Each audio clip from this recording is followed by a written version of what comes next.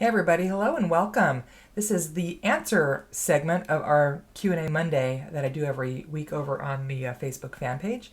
I have a really busy week this week and I got a ton of questions yesterday. So I figured I better just go ahead and make this video first thing this morning before I head out to walk.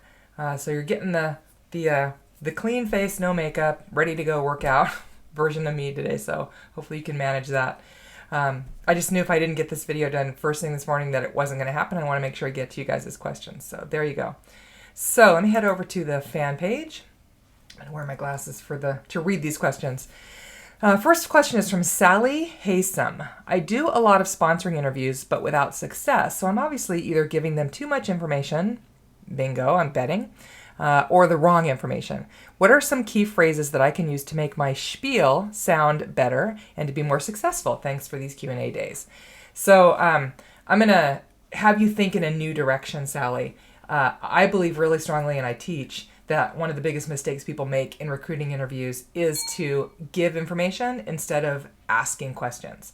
So we get that recruit, sat down in front of us and we sort of vomit information all over them because we want them to know as much as possible about our opportunity so that they can then make a decision, or it's kind of like our agenda becomes their agenda.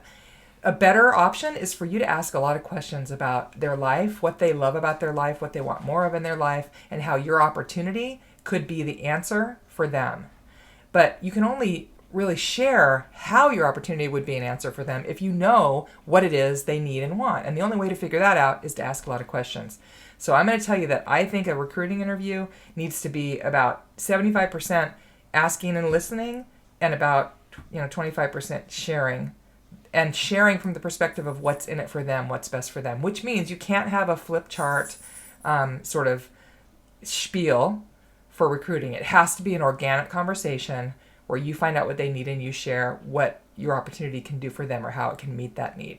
I do actually have an entire recruiting interview process from nuts to bolts, from when they walk in to the end of it and how you follow up with them. And that's on my Strong Start program. So starting your new representatives off with the Strong Start program, and I will put a link to that below this video so that you can check that out. It's a really affordable program. It's a downloadable program. Getting your new representatives off to a strong start. Sorry, it's really early this morning. Kind of a long name, but a great program, and it actually starts with the recruiting interview process, and then talks about, once they say yes, how you get them to move forward in a powerful way so they qualify in the first 60 to 90 days. Okay, perfect. Second question is from Debbie Beamer. I sit down at my desk to get organized, and 3 hours later, I'm right where I started. Does that sound familiar? What's the best how to focus and take action tips? I don't have systems in place, and I get lost down rabbit holes searching for the how-to information to set them up. Thanks, Julianne Jones. Well, first of all, Debbie, I do have a program called Get Organized and Take Back Your Life that has a whole process for setting up systems in your entire business, not just your desk, but also host coaching, your party systems, follow-up, how to create a schedule to help you work better. It's 4 really powerful modules on getting organized. And I'll put a link below this video to that product as well, just in case you're interested in checking that out. But my best advice would be to have a plan before you sit down, and to really stick to that plan. And the best way to do that is to remove distractions. So I find, for me, the main reason that I sit there for 3 hours and get nothing done, and it happens to me too, is because I don't have a system in place or a plan for what I'm going to do that day, number one. And most importantly, because I let distractions pull me off track. So you know as well as I do that if you get in, your Pinterest boards, or you head over to Instagram and you start checking Instagram out, or you're on your Facebook feed, you can waste 3 hours just mindlessly searching and surfing those social media platforms. If you get on email and you start going through your email, that can take you down rabbit holes that pull you off track. So the first thing I do when I have a project that I really want to focus on is I shut everything down, and the only thing I have open on my computer is that PowerPoint or that Word document or that whatever that project is that I'm working on. Or if it's something that doesn't involve my computer, I move away from that and sit down and work somewhere else a lot of times. So manage just the distractions, decide what you're going to do up front. And you have to have the systems in place to begin with to keep you on track. And that's really where, looking at every aspect of your business, the main areas of your business, and creating systems will support you. So hopefully that helps a little bit. Thanks. Great question. Barbara Jessie Shepherd. How do you recruit without being overly pushy, yet getting the information into the hands of potential teammates? I have so many people who want the information, get all excited, and then don't sign on the dotted line. I follow up and I can't seem to get them to say yes. Help, please. So first of all, Barbara, Sally's answer, really important. Make it about them, ask them questions, find out what they need, and recruit from their perspective, from the perspective of how your opportunity can help them.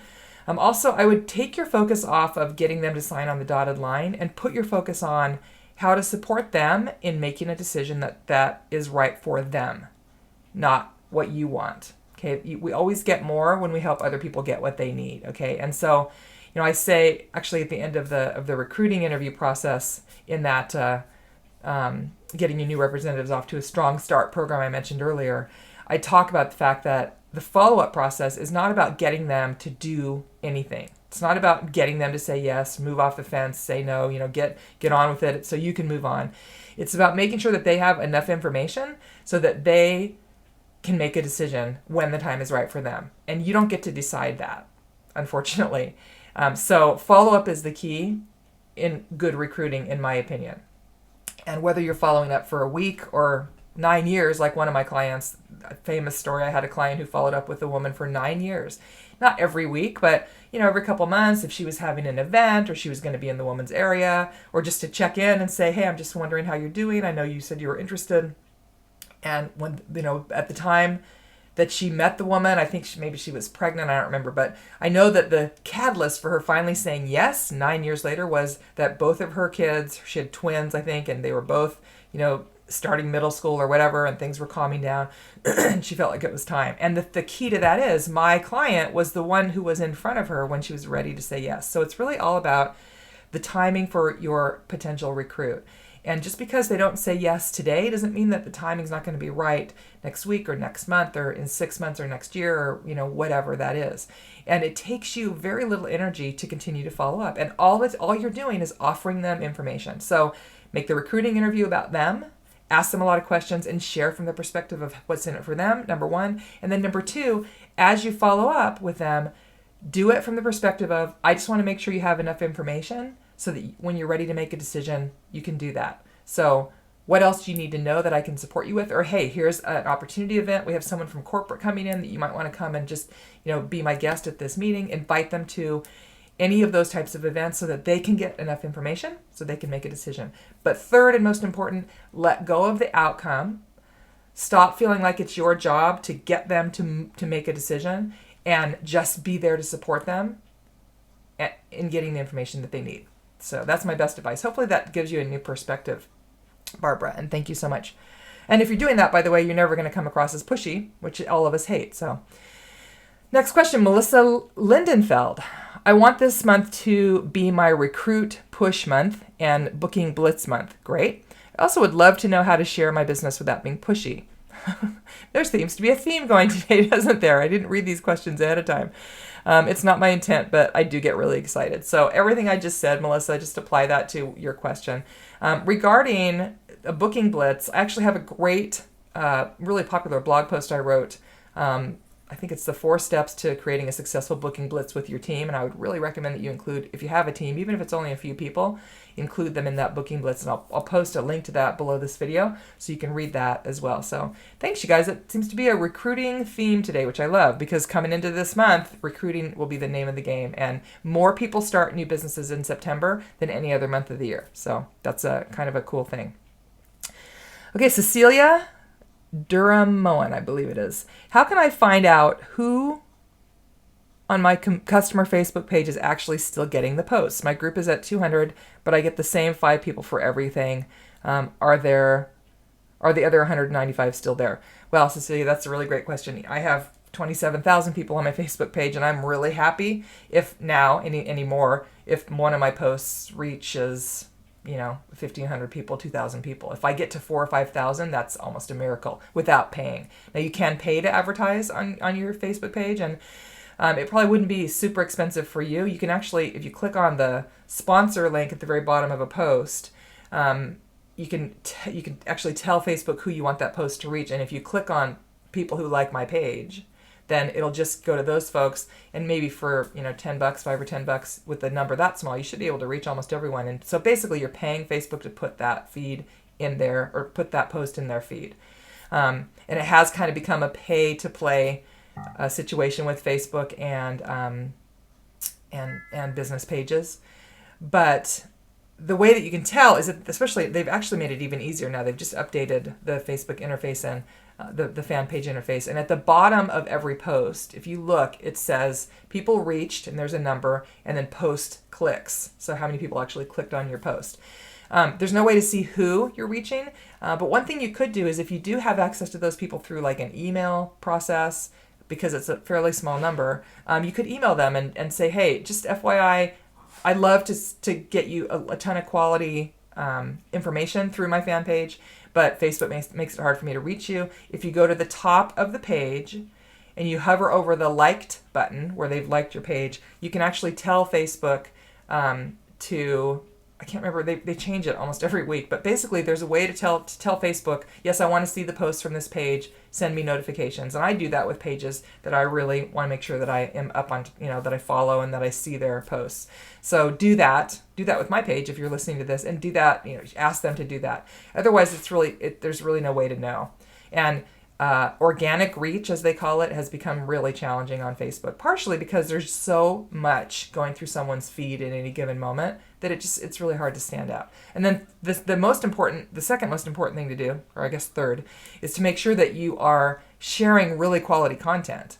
I write an informational blog every week, and last week I noticed I wrote one that was a pretty timely topic, actually, on closing your party the night of your party, and it got over 4,500 or 4,500 views, which for me is at this point, I used to be able to reach 10,000 people, by blinking, but now for me to reach almost 5,000 people with organic posts like that, it's a big deal. And it's because it was really valuable information, and it got shared quite often. People loved it and shared it because they wanted other people to read it. So think about that as you're creating content too for your page. Okay, getting down there, guys.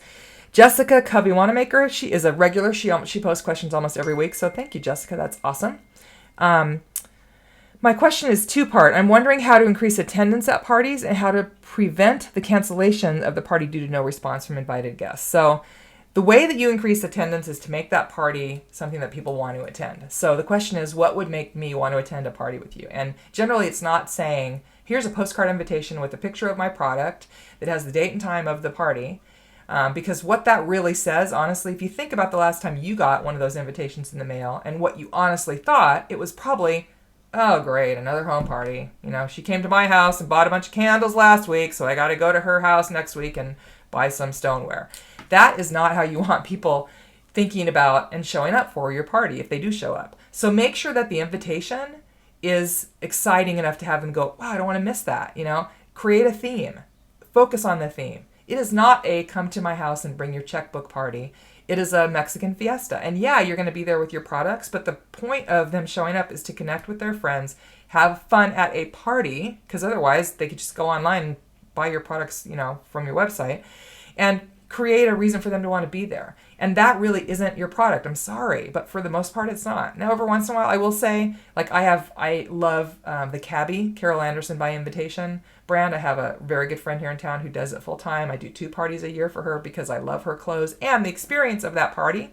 Everybody, you hear about the clothes, and then everybody starts trying things on, and it's a really fun, interactive, cool experience, and that's provided by the product. But most of the time, it's really not as much about your product as it is them getting together and having fun. So focus on that. And that's going to increase your attendance. And it's also going to help with cancellations, because I think that was the second part of your question. Cancellation of the party because there's no response from the guests, right?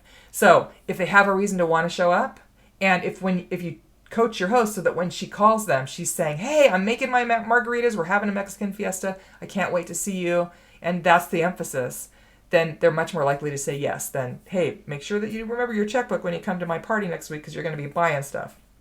Not a great message. Okay, just a couple more questions. Kate Goop. I just signed with a direct sales home party only company. Congratulations. What are some tips for getting my business off and running? I just moved to this area, so no family, and I'm still making friends and connections. That's okay, Kate. I was the same way, and in a lot of ways, you're better off. I hear more often than not on this page, my friends and family refuse to help me out with parties. What do I do? It just seems to be kind of a weird thing. I was brand new to town when I started my business. Go to the people that you do know, that you're acquaintances with. If you have someone who does your hair, the receptionist at your pediatrician's office that you see, twice a month because your kid's always got an ear infection, the bank teller that knows you by face, if not by name, and just that's what I did. I went to the gal who actually does my nails, my acrylic nails, and I said, hey, I am new to town. I know you must know about 30 or 40 women because you have that many clients. I need someone to host this party for me who has a lot of friends. Would you be willing to do that? I'll spoil you with a ton of extra free product. And she said, sure. And that was the beginning of my business. So I would recommend that you throw your own kickoff party for yourself, have a big party, whether you host it or you have, like I said, have someone else host it like I did. But that's really the party where you're saying, this is my new business, and I'd love to invite you to book a party, and be a part of that. That's the best way, I think, to get started. With the virtual world now, you could reach out to people that you know from other areas that don't live close to you and host a virtual party and invite them to host virtual parties and book some virtual parties too. And there definitely that's an easy way now to reach people that don't live demographically close to you. And I actually am going to be releasing a mini course later this month or early next month. I'm hoping it's going to be later this month. It kind of depends on my life because our life's a little up in the air now because my husband has cancer and we're trying to get him into a treatment program in DC. And so, but I'm hoping later this month I'm going to do a mini course on the simple process for creating successful virtual parties. So watch for that, and hopefully that helps. Final question, Heather Armstrong. How can I spark up interest with my customers again? I tried tons of incentives like free shipping, extra freebies, etc., and nothing is working. So that's a really good question, and it's hard, obviously, to determine what other people are going to do. I would recommend that you do something that is not related to your product. Okay, so rather than sending me an email that says, hey, go buy my product, even if you're saying, go buy my product, here's a discount, go buy my product, I'll give you something free if you do that, to try to create an experience that's not about your product, like, come to an open house that I'm having to celebrate fall. Or, hey, it's kids are back in school, mom's night out party.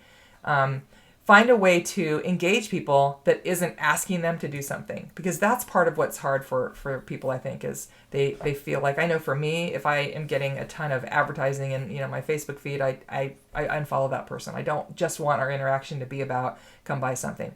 You can also offer them value. So I don't know what your product is, Heather, but is there a way that you can share an article, write a quick article about how to use that in the kitchen or home decorating or personal, whatever your product does, that supports them without saying, and oh, by the way, go buy. Just to interact with them. That's what I do here. You never see me post anything on this page that says, here's a link to my product. Well, that's not true. If I'm like in this format, if I'm answering questions and you have a question and there's a product that specifically will help you, I will say, here's a link to that. But I don't ever just put a post up that says, here's the link to my product, 20% off, go buy today. Because I don't think that's appropriate. It's not why you're here. Yes, of course, if you go and buy one of my products because of our interaction and because you've gotten value from me, then that's a great business model and it's worked really well for me for the last 10 years. But it's not the reason that you and I are connected. We're connected because you're a direct seller and I'm a direct sales expert and I want to help you be successful. And I've said many times, I have a lot of people who never pay a dime for any of my products who get a lot of value from me. And they're just as important to me as my clients who pay me, $2,000 for a 6-month coaching relationship and everything in between. It's important to me that I provide value no matter how or why you're coming to me. So I hope that helps. Thanks, you guys. Incredible questions. It was a little bit of a long video this week, but that's okay because it's a ton of great information. And I hope that you got something useful out of what I shared today. If we're not connected yet, let's do that. I have all the links to all my various social media platforms down below this video. Facebook tends to be where I hang out the most because it tends to be where you guys hang out the most. But I'm on those other platforms as well, like Pinterest and Twitter and LinkedIn and all those. So go find me there. And I'd love to hear your comments below. Let me know what you thought of what I said. And next Monday, come on back here and post your questions. And actually, next Monday, I'm going to be on vacation because my husband and I are renewing our wedding vows on Friday in Las Vegas with all our friends and family who couldn't be there the first time around 4 years ago. So really cool. And then we're going to have a little mini second honeymoon. So I will not be doing this next Monday. I believe there is actually a post, and plus it's Labor Day. So in 2 weeks, come on back and we'll do this all again. I hope you're having a fabulous, fabulous week, and I'll talk to you soon. Thanks so much. Bye-bye.